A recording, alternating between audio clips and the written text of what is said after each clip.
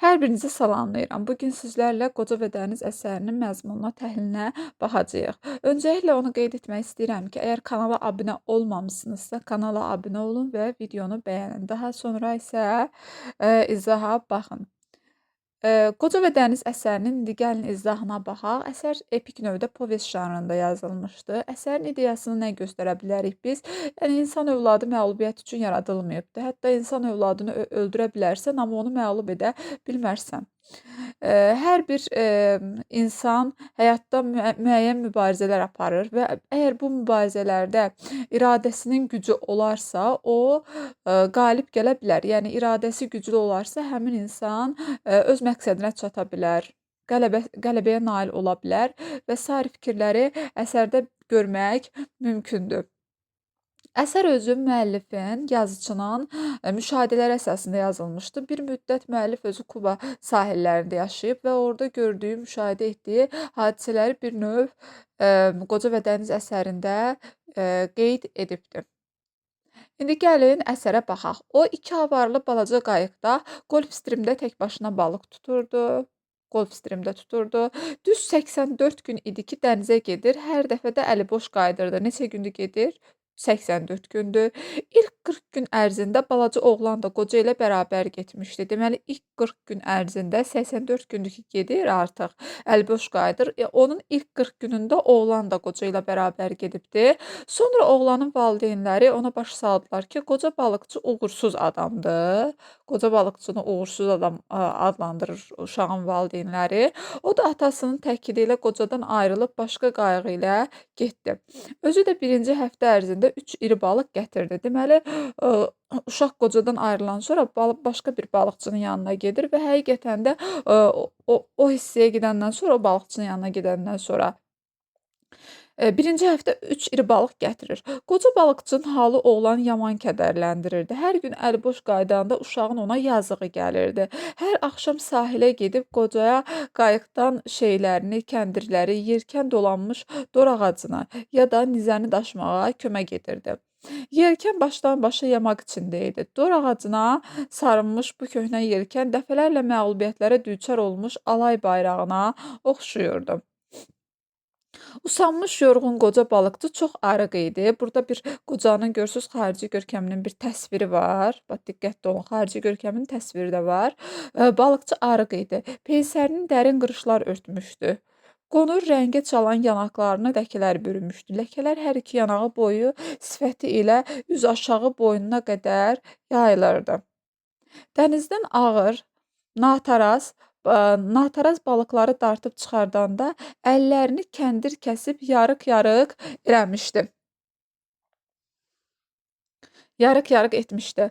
Uşaqlar, Talvar əsərindəki o Əlabbas kişi də görürdünüz də zəhmətkeş bir obraz idi. Eynilə burdakı qocada elə Əlabbas kişi kimi zəhmətkeş bir obrazdır. Yarıq-yarıq eləmişdi. Bu yarıqların heç biri təzə deyildi. Hamısı da susuz səhradakı köhnə çatlara oxşayırdı. Özü qoca olsa da dəniz kimi mavi gözlərində gənclik ehtirası vardı. O gözlər qocanın nə qədər məğlub edilməz olduğunu göstərirdi. Santiago oğlan qocaya hörmətlə müraciət etdi. Deməli, kişinin adı nədir? Santiago. Oğlan qocaya hörmətlə müraciət etdi. Bundan sonra mən dənizə yenə də səninlə gedəcəyəm. Biraz pul qazanmışam. Yəni oğlan belə qərara alır ki, bundan sonra yenə də bu qoca ilə getsin. Onlar qayığı sahildə yerbəyer eləyib yoxuşa qəsəbəyə qalxdılar. Oğlan qoca balıqçını çox sevirdi. Çünki balıq tutmağın bütün sirlərini ondan öyrənmişdi.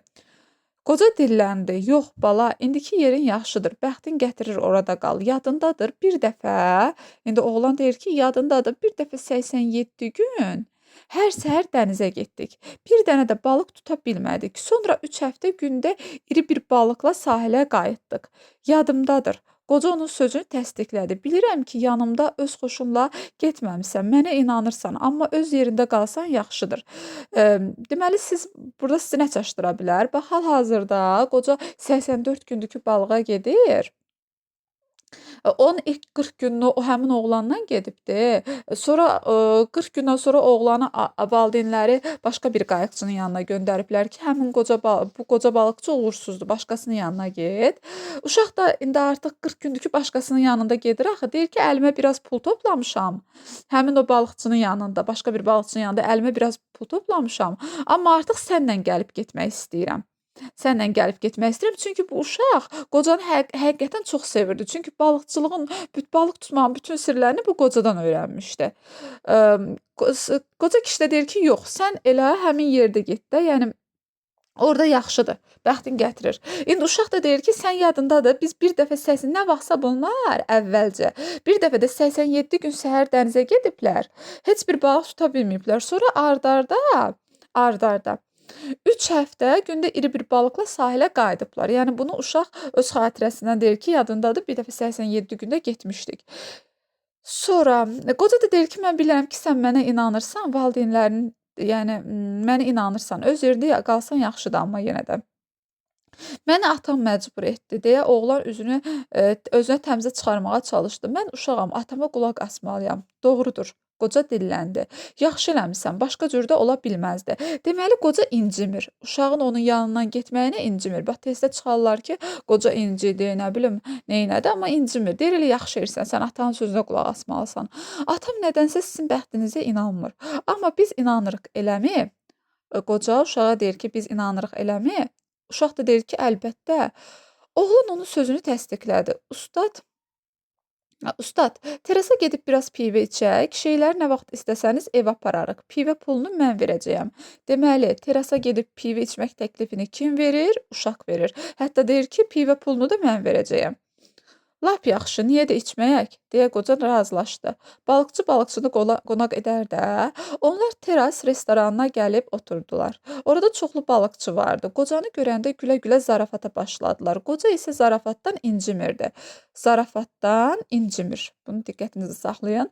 Yaşlı balıqçılar onun halına acıyır, ancaq bunu biruzə vermirdilər. Onlar qocaya hörmət edirdilər. Balıqçılar tilovu dalğaların axınında nə qədər dərinə atmaqlarından, gözəl havadan, dənizdən görüb eşitdiklərindən danışırdılar. Baxın uşaqlar, diqqətli olun. Həmin o balıqçılar düzdür, qoca ilə zarafat eləyirlər, amma qocanın da halına bir növ acıyırlar. Yəni onun belə əliboş gedib qayıtmağına, amma həm də qocaya hörmət edirdilər.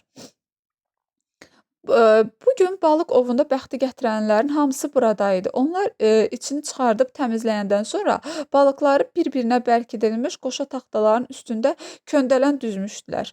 Balıqları ambarda soyuducuya doldurub Havana bazarına aparacaqdılar. Deməli, balıqları harda satacaqdılar? Havana bazarına aparacaqdılar. Köpək balığı tutmuş balıqçılar ovlarını limanın o biri başındakı balıq zavoduna təhvil vermişlər. Köpək balığı tutanlar isə zavoda təhvil verirlər. Orada balıqları tirdən asıb üzgəclərini kəsmiş, qaraciyərlərini çıxarmış, dərilərini də soymuşlar. Duza qoymaq üçün onları uzundan nazik-nazik yarmışdılar. Külək şərqdən əsəndə balıq zavodunda üfunət iyi gəlirdi. Bugün külək səmtini dəyişmişdi, şimaldan əsirdi. Sonra tamam kəsdi, qoxu da azaldı. Günün altında terasda oturmaq adamın xoşuna gəlirdi. Oğlan dedi. Santiago, nə olub? Qoca pivə stəkanı əlində tutub dərin fikrə dalmışdı. Keçmişləri yadına salırdı. İcazə ver, gedim sənin üçün sabaha bir neçə sardina tutum. Oğlan deyir yenə, təklif eləyir ki, icazə ver, gedim sənə sardina tutum. Yox, lazım deyil, sən get, beyzbol oyna. Deməli, uşaq təklif edir ki, sardina tutum. Santiago da deyir ki, yox, get beyzbol oyna. Mən hələ özüm avar çəkə bilirəm. Toru isə Rogelio atar. Deməli, özüm avarı çəkəcəm, toru da kim atacaq? Rogelio atacaq. Sən get beyzbol oyna. Bunu qoca deyir. Yox, gedəcəyəm. Madam ki, səninlə balığa gedə bilmirəm, qoy başqa işlərdə sənə kömək edim. Uşaq elə bil ki, bir növ vicdan əzabı çəkir, həm də qocaya yardım eləmək istəyir. Qocanı çox istəyirdi. Məni pivə qonaq elədiyin üçün çox sağ ol. Maşallah, daha yekə oğlansan. Mən birinci dəfə dənizə aparanda neçə yaşım vardı? Uşaq soruşur ki, məni birinci dəfə dənizə aparanda neçə yaşım vardı? 5 yaşındaydın. Deməli, ilk dəfə uşaq gedəndə 5 yaşındaymış. Az qalmışdı dənizə düşüb boğulasan. Balığı tutub qayığa çıxardın. Başladı çırpınmağa. Az qaldı qayığı sındırıb tikə-tikə eləsin. Yadındadır? Əlbəttə yadımdadır. Yaman çırpınırdı. Quyruğu ilə elə vurdu ki, qayığın oturacağı sındı. Amma sən də o ki var toppuzla əzişdirdin onu. Məni də götürüb qayığın burnuna tulladın. Özün də təpədən dırnağa qan içində idin. Doğrudanmı? Yadında belə yaxşı qalıb, ya mən sonralar nağıl eləyəndə eşitmisən? Səninlə dənizə çıxdığım birinci gündən bəri olub keçən hər şey yadımdadır. Qoca balıqçı günün altında qalmaqdan qan çəkmiş gözləri ilə oğlanı oxşadı. Onun baxışlarında etibar və məhəbbət yağırdı. Deməli, burada nə baş verdi? Uşaq soruşdu ki, məni aparanda neçə yaşın vardı? Qoca da dedi 5 yaşım var idi. Sonra xatirələrini danışdı ki, az qala deyir, deməli yıxılacaqdın. O xatirələrinə danışır burada. Sonra sonra deyir ki, qoca deyir ki, sən əvvəldən, yəni bu günə qədər mən apardığım hər şey yadındadırmı? Yəni necə olub yadında qalıbdı? Yoxsa mən nağıl eləmişəm, sonra sən yadında qalıbdı? Uşaq da deyir, yox, mən əvvəldən bu günə hər şeyi xatırlayıram. Sonra keçirik ikinci hissəyə. Bir az susandan sonra səsində mehribanlıq duyulan qoca astadan dedi: "Doğma oğlum olsaydın, heç nəyə fikir verməyib riskə gedər səni özümlə dənizə aparardım." Qoca təəssüfləndi. Heyf ki, başqasının oğlusan, özün də uğurlu qayığa düşmüsən. Sardina tutmağa icazə vermirsən, tilova taxlası yemin də yerini bilirəm. 4 dənəsi bəsimdir. Deməli, uşaqlar, qocanın burada bir təəssüfünü görürük. Qoca nəyə görə təəssüflənir? Uşağın onun oğlu olmadığına görə təəssüflənir. Deyir ki, heyf ki, başqasının oğlusan, yoxsa sən deyir aparardım. Burada bir növ ona təəssüflənir. Deməli, qoca özü də istəyir uşağı aparmaq. Uşaq da əslində istəyir qoca ilə getmək. Sadəcə olaraq qoca baxır ki, uşaq başqa qayıqdadır, orada qazancı olur, uğurlu qayıqdır. Bir növ istəmir də uşaq da bundan getsin, hər gün əli boş qayıtsın. Ona görə özü ilə aparmaq istəmir. Uşağı isə atası gilə icazə vermirdi. Ona görə demişlər ki, başqa qayığa get. Sardina tutmağa icazə vermirsən, tilova taxlası yemin də yerini bilirəm. 4 dənəsi bəsimdir. Səhər apardığım yem necə var idi, elə də qalır. Qutuda duzun içinə qoymuşam. Qoy gedim, 4 dənə təzəsini gətirim. Onda bir dənə gətir. Qoca razılaşdı. Deyir, heç olmasa 4 dənəsini gətirim uşaq deyir. Sardina tutmağa icazə vermirsən, qoy deyir, o gedim o 4 dənə balıqdan gətirim. Yəni yem üçün olan balıqdan. Qoca da deyir ki, bircə dənəsini gətirsən bəsdir. Oğlan da israrla deyir ki, yox, 2 dənəsini gətirim. Bu deyir, birini gətir, o deyir 4-ünü. Sonra deyir, yox, ikisini gətirim. Yaxşı deyir, da 2 dənəsini gətir. Qoy sən deyin olsun. O deyirlər, madəm ki, israr ediyorsun, olsun. Onun kimi. Yaxşı, 2 dənə gətir. Qoy sən deyən olsun. Qoca onun xətrinə dəymək istəmədi. Sonra ehtiyatla soruşdu. Olmaya balıq yemini oğurlamısan? Yox, pulla almışam. Girmək etsəydi əlbəttə çırpışdırardım. Qonaqlıq üçün sağ ol. Qoca təşəkkür etdi. Deməli, uşaq bu yemi oğurlamayıbdı, pulla alıb. Amma deyir, yox, əgər ketsəydi əlimə, təbii ki, çırpışdırardım. Daha sonra o çox sadə, başı aşağı, təmiz ürəkli, həm də təvazökar adam idi. Hiylənin, kələyin nə olduğunu bilməzdi. Burada da bir qocanın xarakter xüsusiyyətləri var. Bu da onun hörmətini artırırdı. Deməli, qocanın hörmətini artıran xüsusiyyətləri nədir? Baş aşağı, təmiz ürəkli, təvazökar adam idi. Hiylənin, kələyin də nə olduğunu bilməzdi. Bu da onun hörmətini artırırdı. Qoca dedi: "Ləpə elə belə qalsa pis olmaz. Sabah hava yaxşılaşar. Sabah balığa hara gedəcəksən?" Fikrim uzaqlara getməkdir. Dan sökülməmiş dənizə çıxacağam. Belə etsəm, külək səmtini dəyişəndə geri qayıda bilərəm. Yəni səhər tezdən çıxmaq istəyir ki, külək səmtini dəyişəndə də geri qayıda bilsin. Mən də bəlkə işlədiyim qayığın yiyəsini dilə tutub uzaqlara apara bildim. Oğlan gülümsədi. Qarmağına iri balıq getsə, köməyinə gələrik. Qocaya deyir burada. O sahildən çox uzaqlaşmır. Elədir. Oğlan razılaşdı. Bəlkə bu dəfə şirinlikləndirib apara bildim. Gözləri yaxşı görmür. Uzaqda uçan quşları göstərib deyərəm ki, orada balıq var. Balıq üçün dünyanın lap o başına gedər. Bax, diqqətli olun. Balıq üçün dünyanın lap o başına gedən dedikləri balıqçı kimdir? O uşağın hal-hazırda yanına getdiyi balıqçı var, ha, o atasıgilin göndərdiyi balıqçı. Həmin balıqçıdan söhbət gedir. Yəni burada qoca balıqçıdan söhbət getmir. Hə, bir də ki, həmin o uşağın, deməli, işlədiyi hal-hazırda yanında işlədiyi balıqçının gözləri də yaxşı görmür. Yəni bu dərəcədə gözləri deyir pis görür, kordur da, qəribədir. Qoca mızıldandı. O kömründə çanaqlı bağa tutmağa getməyib, gözləri niyə xarab olsun?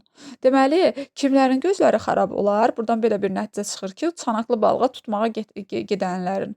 Qoca da deyir ki, o ki, çanaqlı balığa tutmağa getməyib də, nəyə görə gözləri xarab olsun?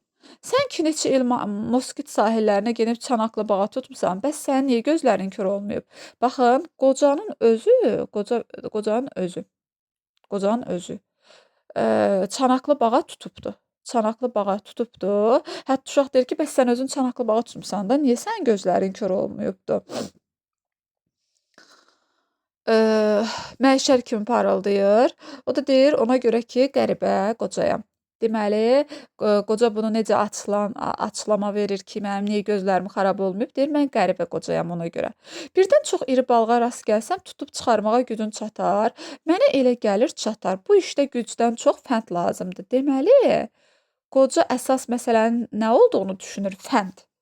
Yəni deyir ki, bu işdə gücdən çox fənd lazımdır. Yəni mənim balığı oradan çıxartmaq üçün gücümdən çox fəndim lazımdır. Yəni bu işi necə görəcəyim? Şeyləri yavaş-yavaş aparaq evə. Şeyləri yavaş-yavaş aparaq evə. Oğlan ayağa durdu. Oradan da mən toru götürüb sardina tutmağa gedərəm. Burada artıq 3 nöqtə var, yəni əvvəli var. Onu qeyd etmək istəyirlər. Qoca kəndiri avarlar bənd edilən halqalardan keçirib mıxlara bağladı. Yerində əyləşib küləkləri götürdü. Sinəsini qabağa verib başını əydi suya. Suyu yara-yara dənizə çıxdı. Artıq qoca dənizə çıxır, o dan yeri sökülür səhər-səhər. Lap belə dan yeri sökülməmiş də, lap belə alaqaranlıqdır, lap əvvəldir. Hava qaranlıq idi. Səhərin gözü hələ açılmamışdı. Bax, deyir, hava qaranlıq idi, səhərin gözü hələ açılmamışdı. Hələ lap əvvəldir. Sahil boyu səpələnmiş başqa qayıqlar da bir-bir hərəkətə gəlirdi. Sizə testdə sual düşə bilər ki, həmin vaxt dənizdə təkcə qoca idi. Baxın, görürsüz, burada deyir ki, başqa qayıqlar da bir-bir hərəkət edirdi. Deməli, təkcə qoca deyildi dənizdə. Dənizə çıxırdı. Qoca onları görməsə də, qoca onları görmür. Avarlar müqavimət göstərən liman sularının şappıltısını eşidirdi. Görmürdü, amma suların şappıltısını eşidirdi. Aypara təpənin arxasında gizləndiyindən heç nə görünmürdü. Vaxtaşırı hansısa qayıqdan adam səsi gəlirdi. Qayıqların çoxunda sakitlik idi. Dənizin sinəsini tez-tez yaran avarların səsi sükutu pozurdu. Birazdan qayıqlar limanı arxada qoyub geniş okeana səpələndi. Səxavətli dənizin tükənməz nemətindən bir balıq qoparmaq ümidi ilə hərə bir yönə üst tutdu. Qoca balıqçı bu gün çox uzaqlara getməyi fikrində tutmuşdu. Deməli, qoca balıqçının fikri nə idi? Çox uzaqlara getmək. Okeanın səhər havası, uçsuz-bucaqsız mavi suları onu ağuşuna alırdı. Qaranlıq olsa da qoca balıqçı səhərin yaxınlaşdığını duyurdu. Avar tərpəndikcə qayıq irəliləyirdi. Balıqlar sudan sıçrayıb havada mayallaq aşır, təzədən suya düşürdü. Balıq süzdükcə üzgəci vıyıldayırdı. Qoca qanadlı balıqları ayrıca bir istəklə sevirdi. Deməli, qoca nəyə ayrıca? Tez-tez düşür bu. Bunu yadınızda saxlayın. Qoca ayrıca bir istəklə sevdiyi nədir? Təbii ki, qanadlı balıqları ayrıca bir istəklə sevirdi. Onlar balıqçının geniş okeandakı əsl dostları idi. Deməli, balıqçının geniş okeandakı əsl dostları nə oldu? Qanadlı balıqlar. O quşları da sevirdi, ancaq onlara həm də yazığı gəlirdi. Deməli, geniş okeandakı dostları oldu, qanadlı balıqlar onları ayrıca bir istəklə sevdi. Quşları da sevir, amma quşlara yazığı da gəlir. Daima dəm axtaran, amma dimdiyinə heç nə keçməyən xırda zərif qaranquşların halına yaman acıyırdı. Nəyə görə quşlara yazığı gəlir? Çünki daima yem axtarırlar, amma bir şey əldə edə bilmirlər. Qoca fikirləşdi, yazıq quşların həyatı bizimkindən də qat-qat ağırdı. Əlbəttə, yırtıcı quşları demirəm. İndi ki okean belə amansızdır, su qaranquşu kimi zərif quş niyə yaradılıb? Bir növ burada bir fəlsəfi baxışı var qocanın. Deyir, nəyə görə yaradılıbdı? Birisinə xatırlatdı. Bu Neylərdin ilahi də müəllifin o sualları var da, onu xatırlatdı bir növ. Doğrudur, dəniz çox vaxt mərhəmətli olur, amma coşanda üzünü görmə. Qocanın deməli burada dəniz haqqında bir ziddiyyətli fikri var. Deyir, dəniz düzdür, mərhəmətlidir, amma coşanda deyir üzünü görmə. Elə aşırdaşır ki, göz açmaq olmur. Yem axtaran bu yazıq quş dəhşətli fırtınalarda dənizə baş vurmalı olur. Dimdiyinə keçən xırda balığı dalğaların əlindən alır. Bir şey çıxmayanda da civildəşə-civildəşə fəryad qopardırlar. Elə bir şikayətlənib dərdləşirlər. Bu cılız məxluq hüdudsuz okean əzəməti qarşısında heç nədir. Burada bir fəlsəfi fikrini gördük qocanın ki, yəni bir növ balaca bir quşdur. Bu cürə deyir, dünyada bu heç nədir. Sanki burada biraz bir fəlsəfi fikir var da, insan da məsələn dünyada bir cılız bir varlıqdır. Biraz fəlsəfi fikir var, yəni onunla da bənzətmək olar. Sonra qoca dənizi ürəkdən sevirdi. Dənizi sevir. İspaniyada dəniz aşiqləri onu Lamar, pəri deyə əzizləyirdilər.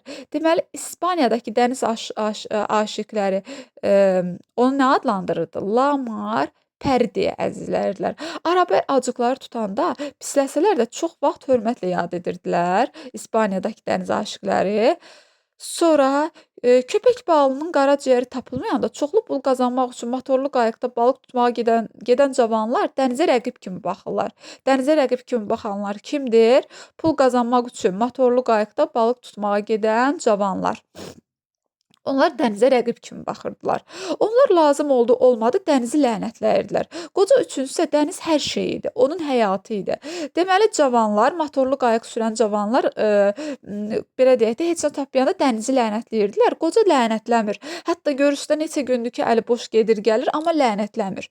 Hətta dəniz onun həyatı idi. Ona ilahə kimi baxırdı. Deməli, qoca dənizə necə baxırdı? İlahə kimi baxırdı. Bu ilahə insanoğluna nələr vermir? O nə qədər səxavətli, nə qədər lütfkardır. Dəniz qəzəblənib qocanı incidəndə də, üz döndərib heç nə verməyəndə belə balıqçı ondan şikayətlənmirdi. Yəni dənizdən şikayətlənmirdi.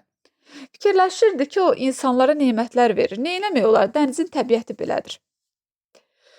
Sonra dan söküləndə qoca qarmaqları yem keçirib tilovları suya atdı. Ləpə qayığa aparırdı. Tilovlardan birincisi 40, ikincisi 75, üçüncüsü 100, dördüncüsü isə 125 dəniz sajeni dərinliyinə düşdü. Burada tilovları atırlar dənizin altına, onları deyir dərinliyi nəzərdə tutur.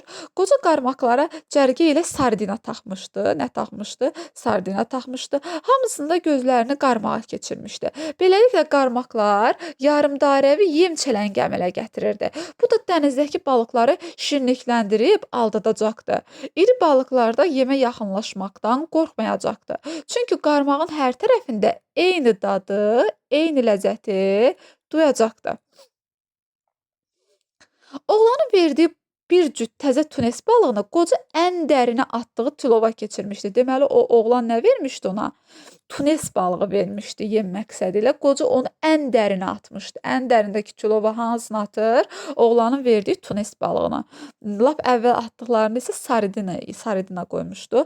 O biri iki tilovdan birinə də skumbriya, o birinə sarı ümrün balığını taxmışdı. Ötən dəfə bunlardan istifadə etməyinə baxmayaraq, yemlər yaxşı qalmış. Deməli, birinci səfərdə istifadə etmir. Ötən dəfə də bunlardan istifadə etmişdi. Əla növ sardinanın iyi balıqları çəkib qarmağa keçirəcəkdi. Balıqları bir növ tilova yaxınlaşdıran nə olacaqdı? Sardinanın iyi. Qələm yoğunluğunda yaşlı elastik çubuqlar kəndirə bağlanmışdı. Balıq qarmağa toxunan kimi çubuq suya əyiləcəkdi.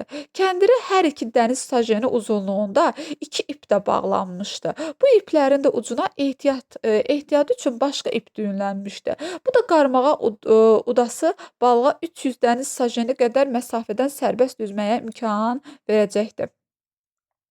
Deməli, uşaqlar, burada biz məsələn qocanın simasında nəyi görürük? Qoca görüşdə nə qədər məğlub olubdu. Amma o belə deyək də məqsədindən keçmir. Bir növ burada əsəri oxuyanlar üçün bir ismarıc var. İsmarıc odur ki, həyatda insanlar məğlubiyyətə düçar ola bilər. İnsanlar hər zaman uğur qazanmaya bilər.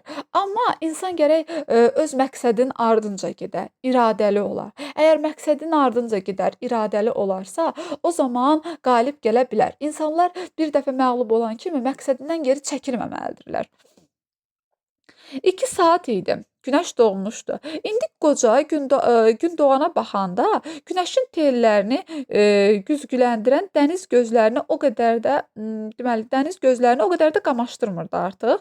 Göz işləyən yerdə yalnız 3 qayıq vardı. Onlar da zorla seçilirdi. Burada 3 dənə qayıq var ki, onlar da zorla seçilir. Elə bil sahildən qopmamışdılar. Qoca fikirləşdi. Lap uşaqlıqdan gün gözümü qamaşdırır.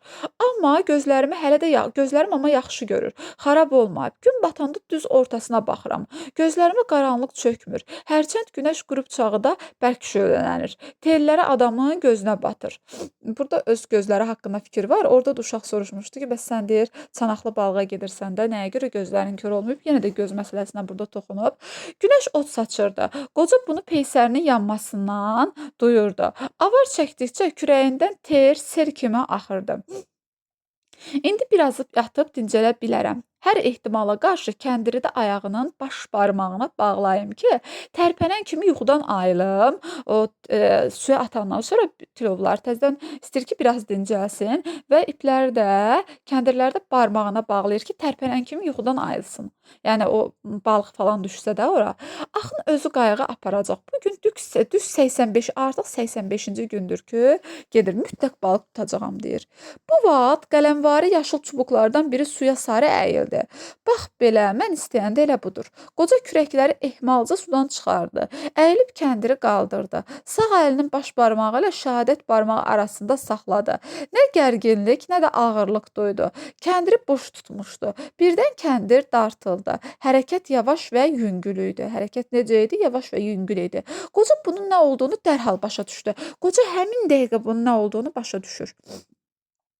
Marlen balığı 100 dəniz sajeni dərinliyində çələngin ucuna keçirilmiş sardinaları yeyirdi. Qoca deyir ki, bu nədir? Marlen balığıdır və o sardinaları yeyir. Marlen balığı deyir burada qoca. Qoca sağ əlində boş tutduğu kəndiri sol əli ilə ehtiyatla tilov ağacından açdı. İndi o balığa heç nə sezdirmədən kəndiri suya istədiyi qədər buraxa bilərdi. İlin bu fəslində sahildən bu qədər uzaqda balaca balıq olmaz. Yəqin bu çox yekə balıqdır. Qoca fikirləşir. Yəqin çox yekə balıqdır. Ye balığım, ye, sardinanı yaxşı-yaxşı ye. Yem təzədir. 600 fut dərinlikdə yəqin yerin çox soyuqdur. Üşüyürsən, qaranlıq üstəlik də soyuq. İndi o qaranlıqda bir dəfə çevril, sonra əvvəlki vəziyyətini al. Yenə ye. Kəndir yavaşca tərpəndi. Sonra bərk dartıldı. Görünür balıq sardinaları qarmaqdan qopara bilmirdi. Sonra heç nə baş vermədi. Qoca səsləndi. Gəl görüm, bir də hə, yaxşı ilə. Qoy ləzzətli iy səni məst eləsin. İştahla ye. Onları yeyəndən sonra tunesin də dadına bax. Deyir, sardinaları bitirəndən sonra tunesin də dadına bax. Tunes bərk olsa da ləzzətlidir. Balığım, çəkinmə ye. Deməli, balıq sardinanı yerdi. Deyir, onları qutaranda sonra da tunesi yeyərsən. Kəndiri baş barmağı ilə şəhadət barmağı arasında tuta-tuta qoca başqa kəndirləri də iplərdə nəzər yetirirdi. O nə yüngül bir təkan hiss etdi. Yeyəcək, ağzı nədir yeməsin. Qoca qışqırdı. Allah özü onu ruzi yetiribdi. Yox, balıq tilova gəlmədi, harasa getdi. Kəndir daha tərpənmirdi. Qoca heç nə başa düşmədi.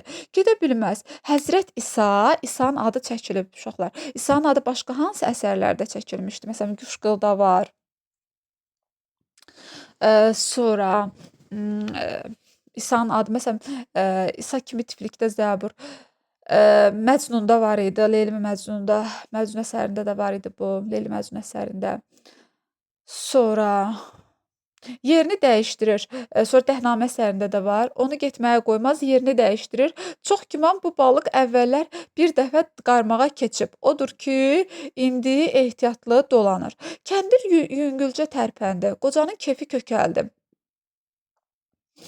Mən dedim, axı yerini dəyişir, tilova gələcək. Balığın kəndiri yenə yavaşca tərpətməsi qocanı sevindirdi. Ancaq gözlənilməz ağır təkandan balıqçı sarsıldı. Gözləmirdi belə bir şey. Görünür balıq çox yekə, çox da ağır idi. Qoca kəndiri buraxdı. Kəndir sürüşə-sürüşə sürətlə aşağıya, lap dərinə getdi. Qoca ehtiyat üçün saxladığı kələflərdən birini işə saldı. Kəndir dərinə getdikcə qoca barmaqlarına düşən gücdən balığın nəhəngliyini açıq-aydın hiss edirdi. Qoca başa düşürdü ki, balıq ağırdır, yəni nəhəngdir, böyükdür. Bu balıq nə boydadır? Qoca təəccüblə mızıldandı. Deməli, qoca təəccüblənir. Qocanın təəccüblü bir vəziyyəti var. Görünür, qarmağa köndələnə udub. O da ilişib ağzına, indi qurtulmağa can atır. Kəndiri qırıb qaçmaq istəyir. Burada, yəni qoca balıqçı öz fikirlərini, yəni o öz fikirlərində tutduğunu nəzərə çatdırmaq istəyir ki, yəqin belədir. Qoca fikirləşdi, dönüb qarmağı udacaq.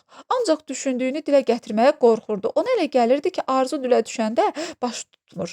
Deməli, qoca necə fikirləşirdi? Qoca fikirləşirdi ki, əgər arzunu, istəyini dilə gətirirsənsə, bu reallaşmır. İstəyini dilə gətirsənsə reallaşmır.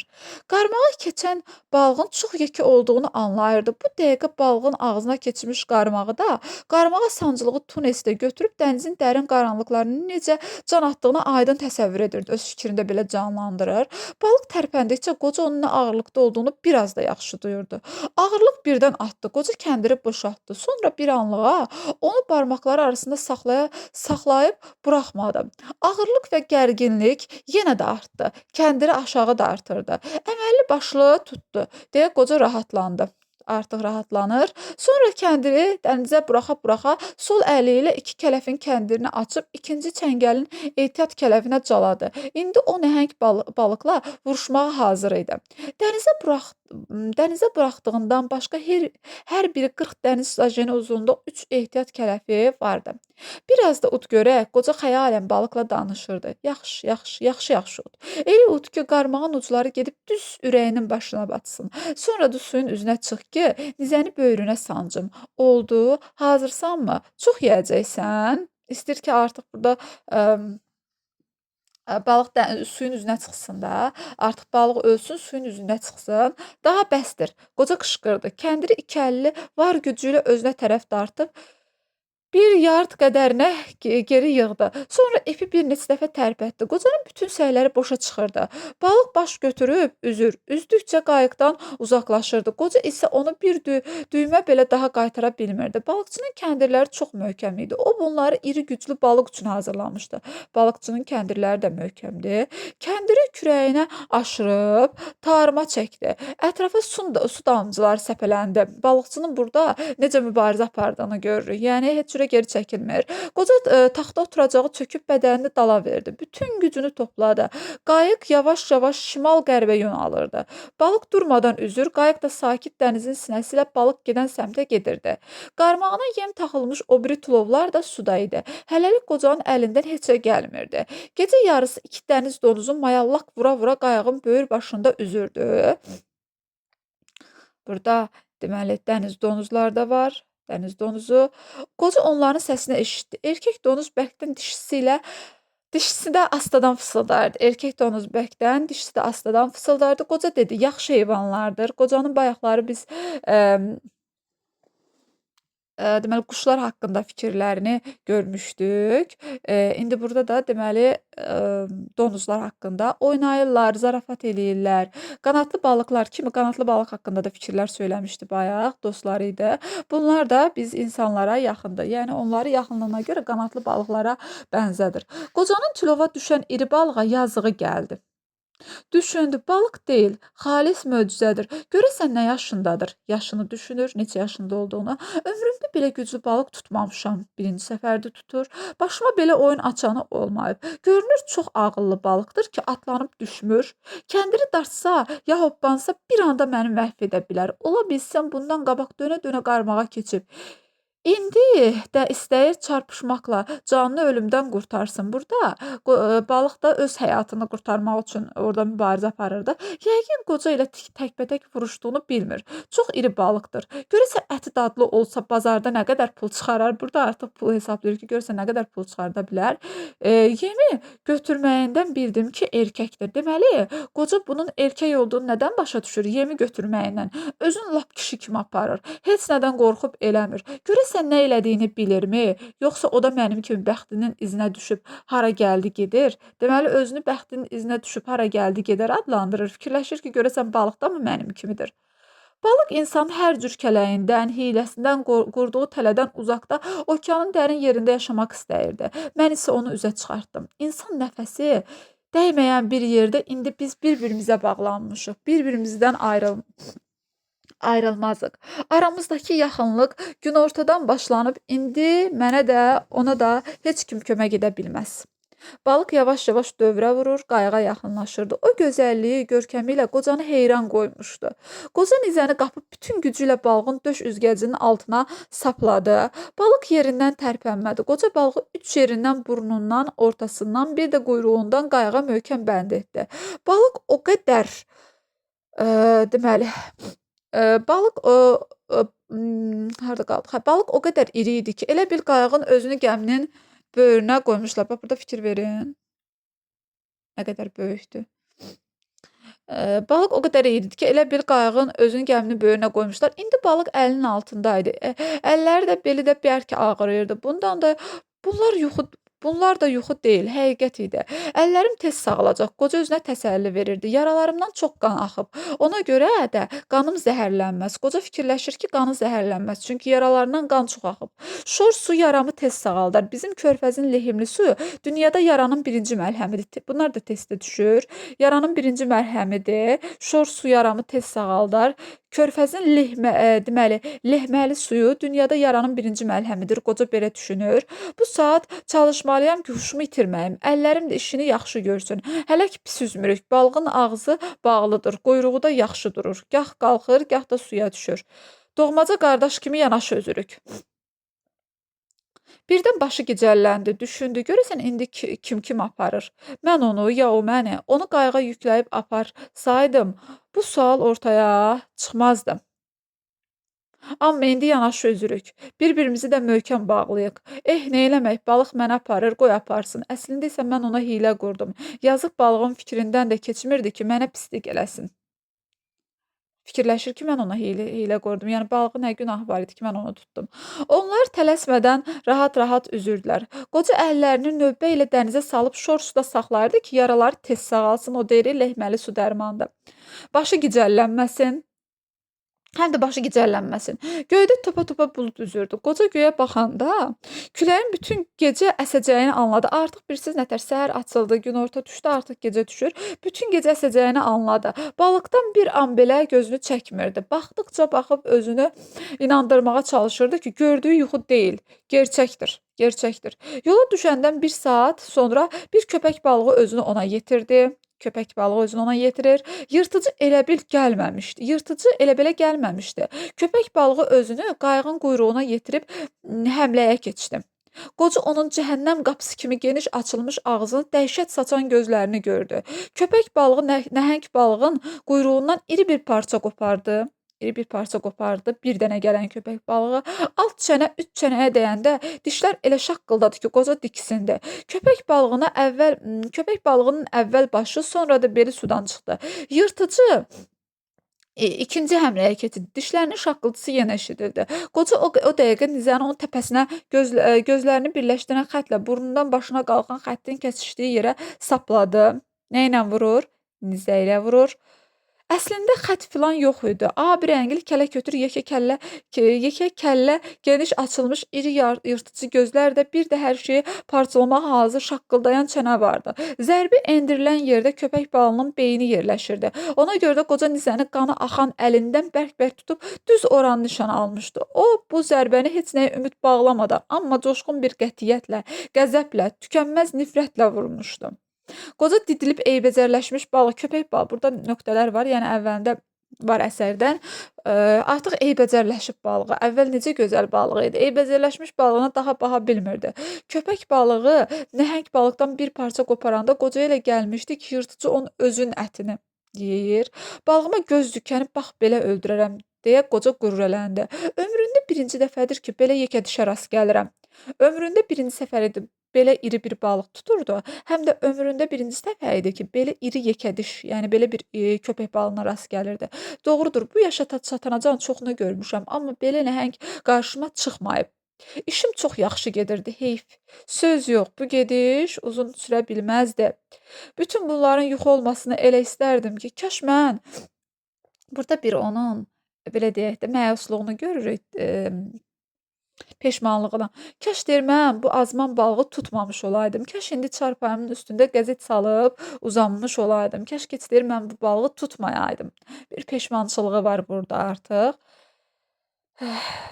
Bərkdən dedi, insan övladı məğlubiyyət üçün yaranmayıb. Onu məhv etmək olar, məğlub etmək olmaz. Hətta belə əsərin ideyası bundan səsləşir. Bax bu cümlə ilə qocanın dediyi bu fəlsəfi fikirlə. Qoca ümumiyyətlə dünya görmüş qoca idi, yaxşı bir qoca idi da, həyatı sevən qoca idi. Məğlub edilməz qoca idi. Hər şeyə baxmayaraq mübarizə aparan bir qoca idi. Balığı öldürməyimə peşmanam. Balığı öldürməyinə peşmandır. Heyfsləndi. Yaxşı bilirəm. Başqa əsərlərdə uşaqlar peşmançılıq görmüşük. Məsələn, Cahandar ağa da peşman olmuşdu. Müsbət Fəxrəddin əsərində Rüstəmin də peşmanlığı vardı. Bir çox əsərlərdə təbii ki, peşman olan obrazlar görürük. Yaxşı bilirəm, bu mənə ucuz başa gəlməyəcək. Həngamənin böyüyü hələ qabaqdadır. Qoca fikirləşir ki, hələ qabaqda həngamə var. Bu hələ belə keçməyəcək. Mənə ucuz başa gəlməyəcək bu. Qayıq 2 saat idi üzürdü. Qoca birazca dincəlmək üçün böyrü üstə uzanmışdı. Özünə gəlib güc toplamaqdan ötürü balığın ətindən çiynirdi. Artıq özü də balığın ətindən çiynir. Bu ara güc toplamaq üçün eləyir bunu. Bu ara qayığa yaxınlaşan bayaqların bir köpək balığı gəlmişdi. İndi qoşa gəlir. Fikir verin. Qocanın o fikirləri özünü doğdur. Görün necə dünya görmüş qocada. Vay dədə deyə dəhşətlə səsləndi. Bu elə belə bağırmaq deyildi. Əlinə qəfil mıx batmış adamın tükürpədici fəryadına oxşayırdı. Köpək balıqları şikarı parçaladıqca qayıq təkanlarından əsim-əsim əsirdi. Qoca heç nə görmürdü, yalnız eşidib duyurdu. Düşmənlərin havayı yerə kötəkləyirdi. Birdən toppuzu da yoxa çıxdı. Toppuz da getdi artıq. Toppuz da yoxa çıxdı. Onda qoca sükanı dartıb yerindən çıxartdı. Sükanı yerindən çıxardır. Sükanı. Qənimlərini 2 əli ilə dalbadal zərbə endirməyə başladı. Köpək balıqları da iri qayığa 4 yandan araya almışdılar. Qaranlıq gecədə suyun üzündə ağaran nəhəng balığın ətini didirdilər. Parçanı qoparan kimi çəkilir, bir də hücuma keçmək üçün dövrə vurub yeridən qənimətlə qarşılaşırdılar. Ən axırda bir köpək balığı dairə vurub nəhəng balığın başına sarı üzdü. Qoca artıq hər şeyin bitdiyini anladı. Köpək balığı dişlərini nəhəng balığın möhkəm kəlləsinə ilişdirəndə qoca da sükanı onun burnunun üstünə endirdi. Sonra dalbadal bir neçə zərbə vurdu. Sükan şaqqıltı ilə sınıb parça-parça oldu. Qoca əlində qalmış dəstəklə balığı bir də vurdu. Dəstək ətə girdi. İkinci zərbəni də eyni yerə tutuşdurdu. Köpək balığı sıçrayıb qaçdı. Bu qayığa sonuncu hücum idi. Artıq yeyiləsi bir şey qalmamışdı. Artıq balıqları yedilər, qurtardılar. Daha sonra qoca zorla nəfəs alırdı. Qoca zorla nəfəs alırdı. Ağzından mis paxırı dadı verən nəsə şirintəhər bir tam vardı. Qoca bir anlığa qorxdu, ancaq bu hal tez ötüşdü. Bir qəribə dad var idi ağzında. Qoca artıq tamam əzilib məğlub edildiyini anladı. Qayığın arxasına keçib sınıq sükan dəstəyini yerinə taxdı. Onun işi yaradığına sevindi. Deməli qayığı idarə eləməyə bir şey vardı. Köhnə kisəni çiyninə salıb oturdu. Sahilə yönəldi. Bu saat qoca heç nə duymur, heç nə düşünmürdü. Hər şey ona yad olmuşdu. Ondan ötürü hər şey geridə qalmışdı. Bir arzusu vardı. O da doğma sahilə evə çatmaq idi. Qayıq yaxşı üzürdü. Gecə yarı bir ayrı sürüdə nəhəng balığına, skeletinə hücum elədi. 3 dəfə deməli hücum olur. Bir dəfə bir dənə köpək balığı, sonra təzədən qoşa köpək balıqları, bir də daha doğrusu skeletə hücum eləyirlər. Çünki artıq balıqdan əsər əlamət qalmamışdı o 3-cü səfər gələnlər. Ac qarınqulular daraşıb əvvəlkilərin qabağından qalma sümüyü gəmirdi. Qoca onları vecinə də almırdı, qayığını sürürdü. Özü də qayığı da nəhəng balığın ağır yükündən qurtulmuşdu. Gözəl qayıqdır, özünə təsəlli verdi. Möhkəmdir, sınıb eləməyib. Bircə sükan işdən çıxıb onu da düzəltmək asandır. Təkcə deyir sükan deyir təzə sıradan sırıqdı, onu da düzəldəcəm. Qoca balıqçı qayığını isti axınına girdiyini duydu. Sahil boyu uzanan qəsəbələrin çırçıraqları lap yaxın görünürdü. İndi o harada olduğunu bilirdi. Artıq başa düşür ki, hardadır. Birazdan evə çatacaq. Səhər tezdən oğlan komaya baş çəkməyə gəldi. Qapıdan boylanıb baxanda qocanın yatdığını gördü. O qocanın rahat nəfəs aldığını görəndə rahatlandı. Balıqçılar sahildə qocanın qayığını araya alıb qayığa bağlı nəhəng balıq skeletinin tamaşasına durmuşdular. Bir balıqçı çırmanıb suya girmişdi. Əlindəki iplə balığın boynunu da ölçürdü. Belə. Sağ olun.